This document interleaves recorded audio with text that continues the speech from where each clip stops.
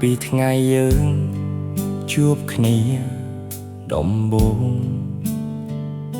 ពិភពលោកដូចស្ងប់ស្ងាត់សម្រាប់យើងស្នាមញញឹមរបស់អូននៅក្នុងចិត្តមិនដែលរលាយទៅតាមពេលវេលាពីអ្នកដើរតាមផ្លូវតែមួយឆ្លងកាត់ទាំងភ្លៀងទាំងថ្ងៃក្តៅទោះមានទុក្ខឬសេចក្តីរីករាយដៃអូននៅតែកាន់ដៃប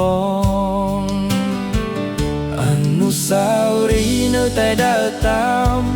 គ្រប់ជំហាននៃជីវិតយើងពីថ្ងៃស្រឡាញ់ដំបូងរហូតដល់ថ្ងៃនេះបេះដូងមិនដែលផ្លាស់ប្ដូរកូនធំឡើងហោះហើរទៅឆ្ងាយផ្ទះស្ងាត់ប៉ុន្តែស្នេហ៍នៅដដែលបើអាចជ្រើសរើសសំដងទៀតបងនៅតែជ្រើសរើសអូន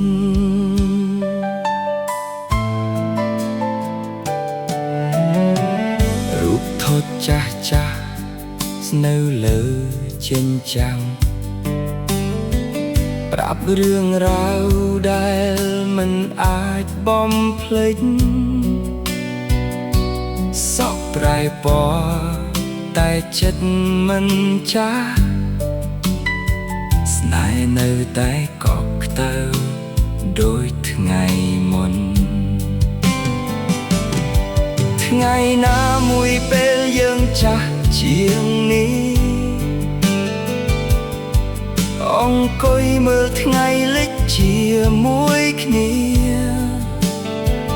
នឹករឿងរ៉ាវទាំងអស់ដែលបានឆ្លងកាត់ហើយញញឹមដោយគ្មានពាក្យណាមួយអនុស្សាវរីយ៍នៅតែដើរតាមជាស្នាមស្នេហ៍ដែលមិនរលាយអស់មួយជីវិតក៏នៅតែចងចាំថាបងមានអូ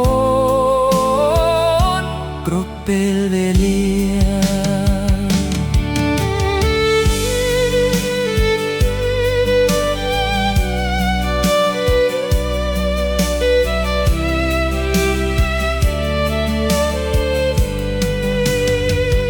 អនុស្សាវរីយ៍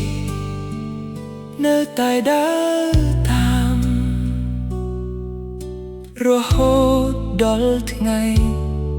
ចុងក្រោយ